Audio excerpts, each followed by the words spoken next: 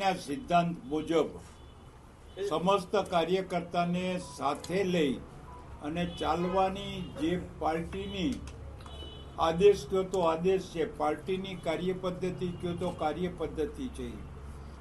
અમારા પાર્ટીની અંદર કોઈ પણ નેતા નથી, બધા કાર્યકર્તા છે. અને જે કાર્યકર્તાને જે જવાબદારી સોંપે એ જવાબદારી એને નિભાવવાની છે. અમારો કોઈ પણ નેતા કોઈ પણ કાર્યકર્તા ઉપર એ ઓર્ડર કરતો નથી, એને સમજાવીને કહે છે કે પાર્ટીની નક્કી થયેલી આ નીતિ છે, એ નીતિ પ્રમાણે આગળ ચાલવાનું છે.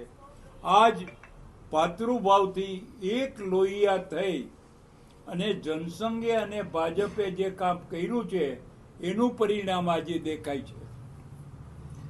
કાર્યકર્તાઓની હંમેશા અપેક્ષા હોય છે કે કંઈક ને કંઈક મળે, પદથી લઈને ટિકિટ સુધી.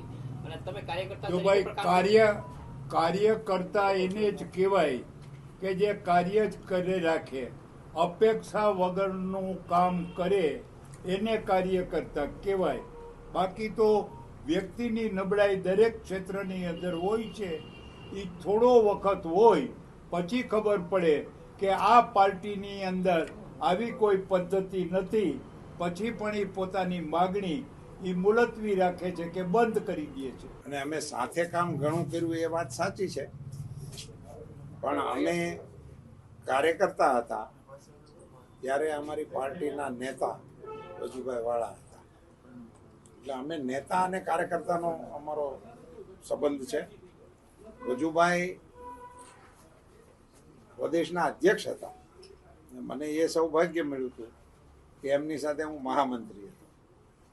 તેઓ અધ્યક્ષ તરીકે કામ કરતા હતા અને હું એમના મહામંત્રી તરીકે કામ કરતો હતો. વિધાનસભામાં મંત્રી તરીકે અમે સાથે કામ કરતા હતા.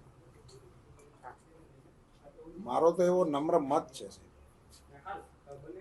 કે વજુભાઈ વાળા સાહેબે ને એમણે એ વખતની રાજકોટની ટીમે, એમાં ચિમન કાકા પણ આવે, શિવલાલભાઈ પણ આવે, ચક્કુભાઈ પણ આવે, એ બધા લોકોએ ભારતીય જનતા પાર્ટીને પહેલા રાજકોટમાં મજબૂત કર્યું અને પછી રાજકોટમાંથી ગ્રામ્ય વિસ્તારમાં પ્રસરાય અને સમગ્ર સૌરાષ્ટ્રની અંદર પણ પાર્ટીને વિકસાવવાનું મૂળ બળ રાજકોટમાંથી પેદા થતું હતું. એના અમે સાક્ષી છીએ અને એના લાભાર્થી પણ છીએ.